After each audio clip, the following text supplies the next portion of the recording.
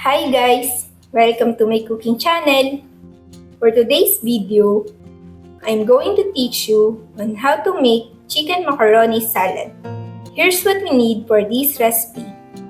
You may pause the video to list down all the ingredients. In a large pot, add water.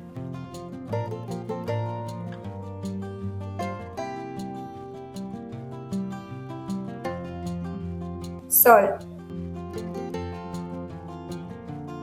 Ground black pepper. Chopped onion. And chicken breast. Cover and boil for 30 minutes on high heat temperature. After boiling, remove the chicken. Do not dispose the water used for boiling. You can use it as chicken stock if needed. Let the chicken breast cool for a while. Once cool to touch, shred the chicken breast. In a large cooking pot, add water.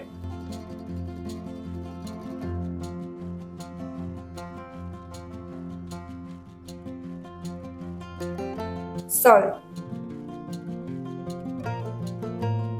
And cooking oil. Cover and wait for the water to boil. Once the water starts boiling, add elbow macaroni pasta.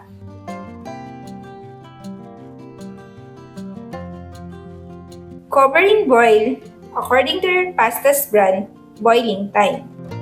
This usually takes 12 to 15 minutes.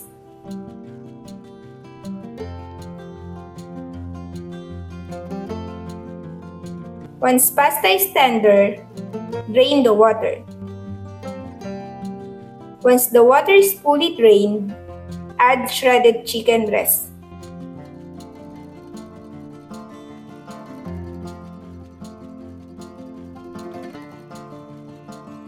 Ground black pepper. Iodized salt.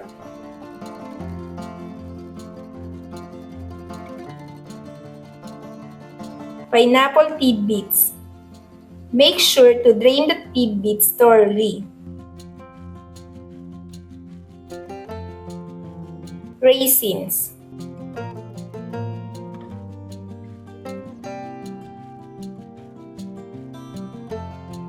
Shredded carrots.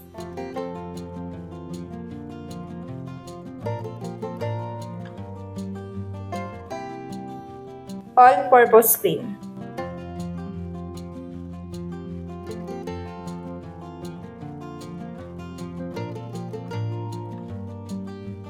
And mayonnaise.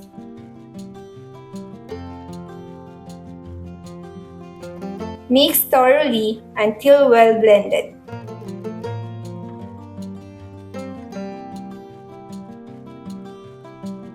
Once blended properly, cover and refrigerate for at least 2 hours. Once chilled, you may now enjoy your chicken macaroni salad. Thanks for watching guys!